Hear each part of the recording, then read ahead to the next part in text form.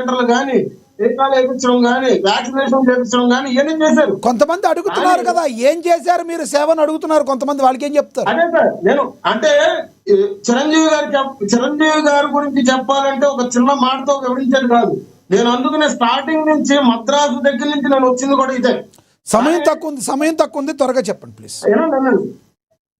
శేఖరన్న, మీరు కానీ నేను కానీ కూటమిలో కలిసిన తర్వాత ఇవాళ డిబేట్లకు వెళ్ళినప్పుడు మనం ఎన్నిసార్లు ప్రస్తావిస్తాం? మీకు కానీ నాకు కానీ కంబైన్డ్ గా మనం ముందుకు ఎట్లా నడిచేస్తాం? అటు చంద్రబాబు నాయుడు గారు కానీ, లోకేష్ గారు కానీ, పవన్ కళ్యాణ్ గారు కానీ ఒక మాట మీద ఎట్లాగైతే ఉంటారో మనిద్దరం కూడా అదే విధంగా ఉంటామా లేదా? కానీ ఇక్కడ ఇంకొక మాట తప్పుగా అనుకోపోకుండా, మనం నెల జీతాలు ఇస్తే కడుపు నింపుకోలేని కొంతమంది కుహానా మేధావులు మనం చెబితే గాని పార్టీ అభివృద్ధి కోసం చెయ్యండిరా అని చెప్పేసి మనం చెప్తే చెయ్యలేని సన్నాసులు ఇవాళ పవన్ కళ్యాణ్ గారి గురించి, చిరంజీవి గారి గురించి విచ్ఛిన్నం చేసే దిశగా కొంతమంది సునకానందం పొందుతున్నారు ఈ అగ్గి రాజేస్తా కూటమిలో. కానీ అన్న ఇక్కడ ఒకటి చెప్తారన్న, ఏం చేసినా గాని ఇప్పుడు పవన్ కళ్యాణ్ గారు లాంటి వ్యక్తులు కూడా ఆయనకి సొంత అన్నయ్య అయినా కానీ మేము దైవ సమానంగా కొలుచుకునేది చిరంజీవి గారు. కానీ ఇవాళ జనసేన పార్టీ కానీ ఇవాళ టీడీపీ కానీ నడుస్తున్న చర్యలు చూస్తా ఉండంటే సొంత పార్టీలోనే మన పక్కనే కూర్చొని విచ్ఛిన్నం చేసే దిశగా, ఇంట్లో నుంచి గడపలో నుంచి బయట అడుగు పెట్టలేని వ్యక్తులు కొంతమంది ఎవరెవరో వస్తున్నారు, ఎవరెవరోకి వస్తారు. హైదరాబాద్ లో ఉండరు, విజయవాడలో ఉండరు, చెన్నై బెంగళూరులో మాట్లాడతారు. రాష్ట్రంలో ఏం జరుగుతుందో తెలియదు, వీడియోలు చేసి పంపిస్తారు. 10 లైక్లు వచ్చినాయి, 10 కామెంట్లు వచ్చినాయి అంటే ఇష్టారీతిగా వ్యవహరిస్తారు. అన్నా ఒక్కొక్కడిని చెప్పుతో కొట్టాలనిపిస్తుంది అన్న, చెప్పుతో కొట్టాలనిపిస్తుంది అన్న. నిజం చెప్తున్నా కదా, ఒళ్ళు బలిసి తాగి మాట్లాడుతున్నారు, లేకపోతే మధ్య దగ్గర పెట్టుకొని మాట్లాడుతున్నారు. వీళ్ళకి నిజం చెప్తున్నా కదా, సినిమా టికెట్ల మీద ఉన్న దృష్టి ఒక్క నా కొడుక్కి రాష్ట్ర అభివృద్ధి విషయంలో మనం కూడా ఒక చెయ్యొద్దామని ఆలోచన లేదు. తిండి దెబ్బలు మానేసి మనం తిరుగుతున్నాం స్టూడియో చుట్టూ. తిండి దెబ్బలు ఒక నిమిషం సార్. ఎందుకంటే ఇప్పుడు నేను ఈ మాటనే మాట్లాడకపోతే రేపు పొద్దున నేను అపోజిషన్ అయిపోతాను. పార్టీ నుంచి నా మీద యాక్షన్ తీసుకునే పరిస్థితి అవుద్ది. ఇక్కడ నేను అదే చెప్తున్నా కదా, లైవ్లు అంటారు, రివ్యూలు ఇచ్చేసుకుంటారు, గ్రూప్ డిస్కషన్లు చేసేసుకుంటారు, అంతా చేసేసుకుంటారు. ఇట్లాంటి చెప్తున్నా కదా, చెప్పుతో కొట్టాలనిపిస్తుంది. అంటే చిరంజీవి గారి స్థాయి ఆయన కాలి కోటికి సరిపోయే వ్యక్తులు కూడా. మీరేదో చెప్పారు ఇందాక, దాని మాట మీద కట్టుబడి ఉన్నారా? కూటమిలోనే ఉంటూ కూటమినే విచ్ఛిన్నం చేసే ప్రక్రియలో కొంతమంది కూటమిలోనే చేస్తున్నారు ట్రోలింగ్ అని మాట్లాడుతున్నారు, కట్టుబడి ఉన్నారా మాటకి? నిన్న నేను ఒక వీడియో చూసా, కొవ్వు బలిసి ఒళ్ళు బలిసి మాట్లాడుతుంది ఒక ఆడపిల్ల. నేను ఇప్పుడు వరకు నేను ఆడపిల్లని ఏ రోజు కూడా, రోజా కూడా ఇన్ని మాటలు మాట్లాడితే ఇన్ని మీరే మాట్లాడుతున్నారు, గౌరవంగా మాట్లాడండి, అలా వద్దు ఒక నిమిషం. కానీ నిన్న ఒకటి మాట్లాడింది చిరంజీవి గారిని, చెన్నైలో ఉంటుందో బెంగళూరులో ఉంటుందో కానీ తెలియదు, కానీ నేను మాత్రం తీసుకునే యాక్షన్ మాత్రం కూటమిలో అయితే నేను పై స్థాయి వరకు వెళ్ళి నేనైతే రిపోర్ట్ చేస్తాను. వాళ్ళ స్థాయి అది కాదు, వాళ్ళు విధానాల మీద మాట్లాడాలి. చిరంజీవి గారు మీరేం చేశారంటే చెన్నై బెంగళూరులో ఉండేది, దానికేం తెలుసు చిరంజీవి గారి స్థాయి గురించి? చిరంజీవి గారి గురించి మాట్లాడే అర్హత దానికి ఏముంది? నెలకి జీతం చంద్రబాబు నాయుడు గారు, లోకేష్ గారు. సార్ మహిళ మాట్లాడితే మహిళ గురించి మాట్లాడుతున్నారు, దాన్ని దీని అనొద్దు, మీరు అడగండి, డైరెక్ట్ గా విమర్శించండి, అనొద్దు. మాకు కడుక్కోండి, మాకు దైవ సమానం చిరంజీవి గారు. ఆ వ్యక్తిని ప్రశ్నించడానికి, ఆ వ్యక్తిని నువ్వేం చేసావు అనడానికి ఏం తెలుసు? ఆయన ఒక శిఖరం ఇష్టారీతిగా మాట్లాడుతూ ఉంటే చూస్తూ ఊరుకుంటాం. ఎవరావిడ ఇంతకీ? సార్ మనోభావాలు ఏమైనా దెబ్బతింటే కనుక ఫ్యాన్ వారు ముసుగులో మేమైతే రాష్ట్రం కోసం మేము ఇవాళ రోజున శేఖర్ రెడ్డి అన్నా నేను రాష్ట్ర అభివృద్ధికి మేము పాటుపడుతున్నాం. కూటమిలో ఒక భాగమైనా కానీ కలిసి చేస్తున్నాం. ఆయనకి నాకు వైరం లేదు, కానీ కొంతమంది కుహానా మేధావుల గురించి నేను చెప్తున్నా. ఇంతకీ ఎవరా మహిళ?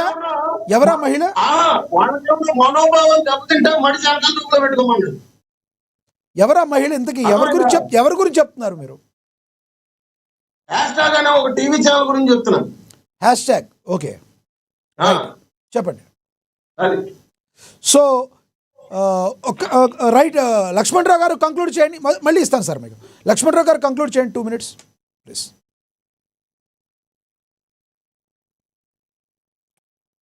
లక్ష్మణరావు గారు వాయిస్ మ్యూట్లో ఉంచండి, అన్మ్యూట్ చేయండి. లక్ష్మణరావు గారు ఎస్ కంక్లూడ్ చేయండి. మనం ఇంత సుదీర్ఘమైన డిస్కషన్ లో మళ్ళీ మనం చెప్తున్నా, చిరంజీవి గారు మాట్లాడిన మాటల్లో వక్రీకరించి ట్రోలింగ్ చేసిన వాళ్ళ మీద first of all deputy CM గా పవన్ కళ్యాణ్ గారు నాకు స్టేట్మెంట్ ఇవ్వాలి. తప్పేముంది, మా అన్నయ్య మాట్లాడిన మాటలో తప్పేముంది, ఇస్తాము. ఎందుకంటే సినిమాటోగ్రఫీ కూడా కందులు దుర్గేశ్వర్ జనసేన పార్టీ సంబంధించినటువంటి వ్యక్తి. పవన్ కళ్యాణ్ గారు దానికి సంబంధించిన బాధ్యతలు తీసుకుంటూ ఉన్నారు.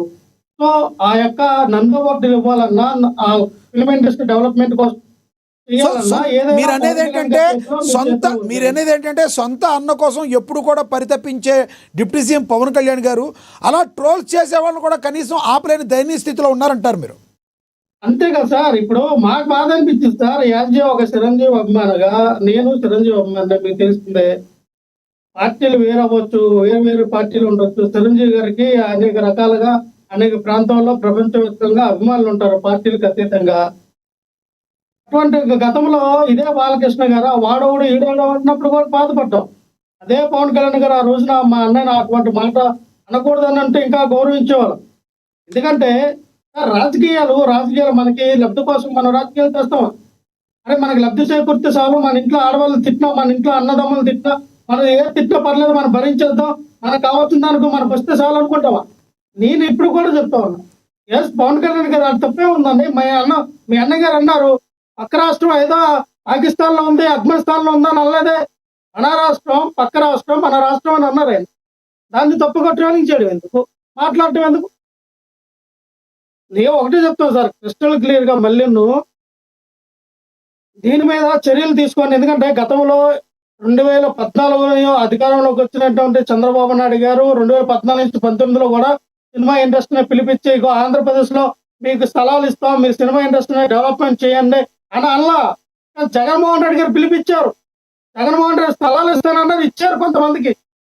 మీకు ఎవరెవరికి కావాలి చెప్పండి. చిరంజీవి గారిని అడిగారు, అల్లు అరవింద్ గారిని అడిగారు, మీకు స్థలాలు ఇస్తాం డెవలప్మెంట్ చేయండి అని. కానీ జగన్మోహన్ రెడ్డి గారిని ఏ రకంగా రాజకీయంగా చిరంజీవి గారిని తక్కువ చేశారని చెప్పి రాజకీయంగా లబ్ధి పొందేస్తారు. అది బాధ అనిపించింది. ఈ రోజున చిరంజీవి గారు కూర్చుని ఉంటే మరి ఇదే రేవంత్ రెడ్డి గారు కాలు మీద కాలు వేసుకొని చిరంజీవి గారు వైపు కాలు వేసుకుని కూర్చొని ఉన్నారు. మరి చిరంజీవి చాలా ఉందంగా కూర్చున్నారు. అలాంటి దాన్ని మనం ఏం అర్థం చేసుకోవాలి సార్?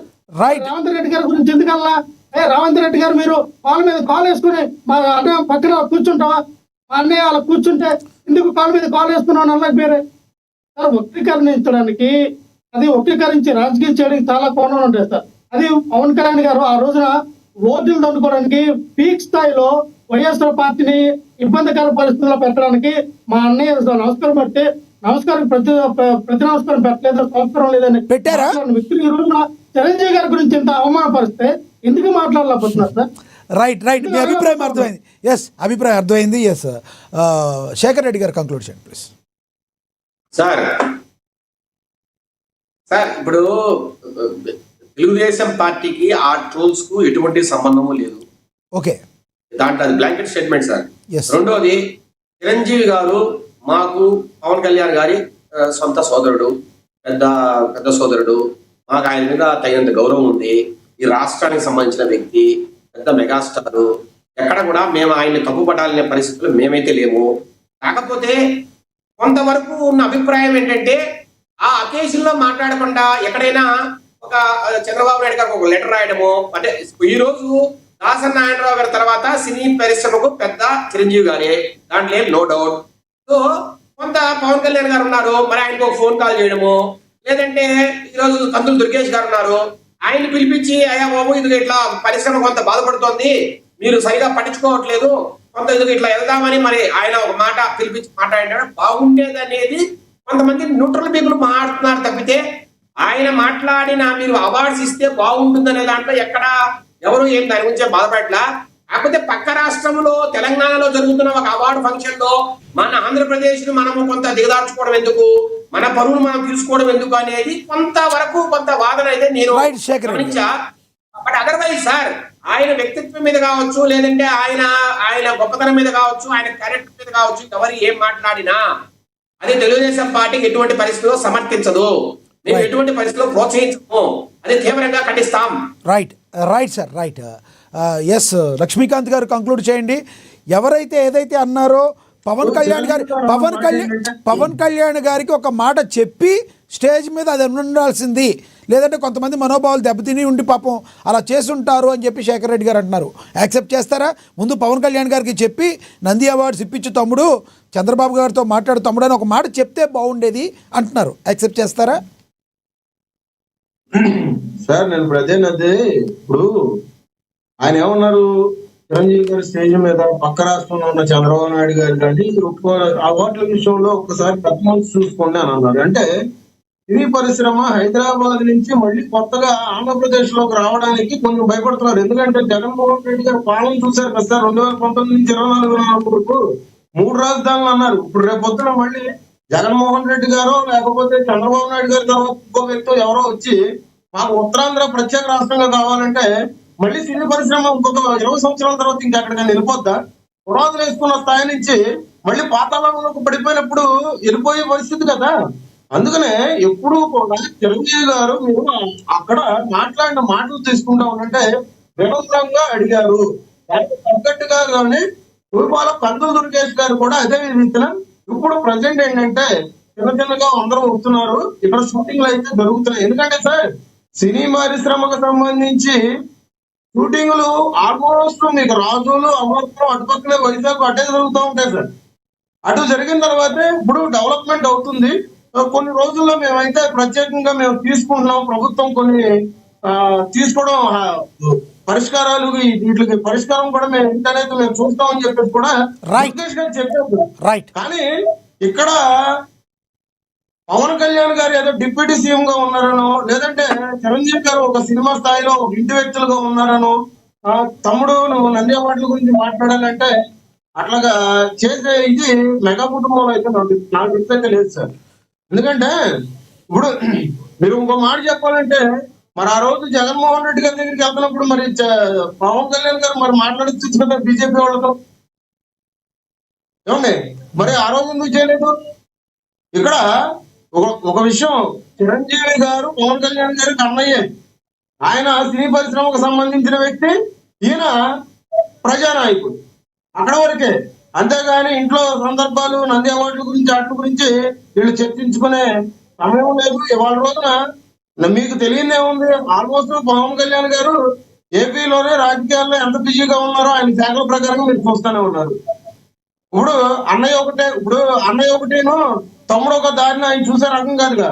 ఇవాళ రోజున జనసేనలో సామాన్య కార్యకర్తకి ఇస్తున్న విలువే ఇవాళ రోజున రాష్ట్ర ప్రధాన కార్యదర్శిగా ఉన్న నాగబాబు